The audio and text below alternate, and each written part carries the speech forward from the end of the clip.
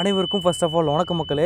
என்னங்க சொல்கிறீங்க, ஆதாரில் இனி இதெல்லாம் பார்த்தா இலவசமா அப்படின்ற தகவலை சொல்லியிருக்காங்க. சரி ஆமாங்க, அப்படின்ற ஒரு சந்தோஷமான ஒரு 4 முக்கியமான தகவலை தான் இந்த செய்திக்குறிப்பில் நான் உங்களுக்கு எடுத்து சொல்ல போகிறேன்.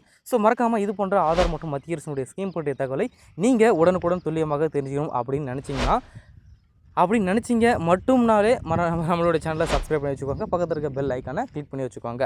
இப்போ நேராக வாங்க வீடியோக்குள்ளே என்ன சொல்லியிருக்காங்க அப்படின்றத நான் உங்களுக்கு சொல்கிறேன். ஆதார் மின்னஞ்சல் இணைப்பு இனி இலவசமாக, அதனால் பயன் என்ன அப்படின்ற பார்க்க போகிறோம். ஸோ ஆதார் மின்னஞ்சல் இணைப்புக்கு இனி கட்டணம் இல்லை என அறிவிக்கப்பட்டுள்ளது. இணைப்பதன் மூலம் பயன் என்ன என்பது பற்றி நம்ம இப்போ பிரீஃபாக பார்க்கலாம்.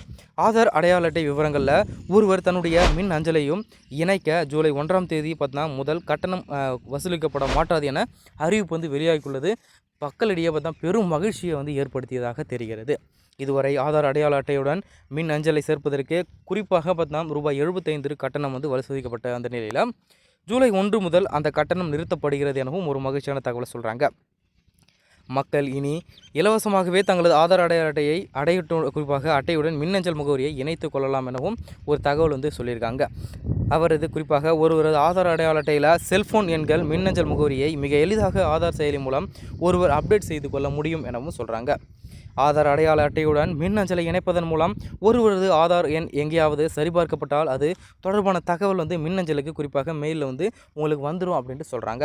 ஒருவர் வங்கி கணக்கு தொடங்கவோ சிம் கார்டு பெறவோ குறிப்பாக உங்கள் ஆதார் எண்ணை கொடுத்திருந்தால் அது குறித்து மின்னஞ்சல் வரும். இதன் மூலம் யாரும் மோசடி செய்வதிலிருந்து தற்காத்து கொள்ளலாம் எனவும் ஒரு சந்தோஷமான விஷயத்தை சொல்கிறாங்க. ஸோ நோட் பண்ணி வச்சுக்கோங்க. ஒருவேளை ஆதார் அட்டையை இழந்துவிட்டால் அதனை திரும்ப பெற மின் அஞ்சலுக்கு அனுப்பப்படும் இணைப்புகள் மூலம் புதிய ஆதார் அட்டையை நீங்கள் பெறலாம் அப்படின்ட்டு சொல்கிறாங்க.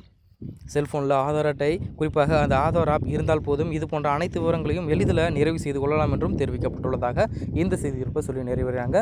ஸோ உங்களுக்கான குறிப்பாக இந்த செய்தி உங்களுக்கு ஃபுல்ஃபில்லாக இருந்தது. ஸோ நான் சொல்கிற தகவல் உங்களுக்கு ஏற்றபடியாக இருந்தது. இது போன்ற தகவலையும் உங்களுக்கு இனி தர நான் தயாராக இருக்கேன்.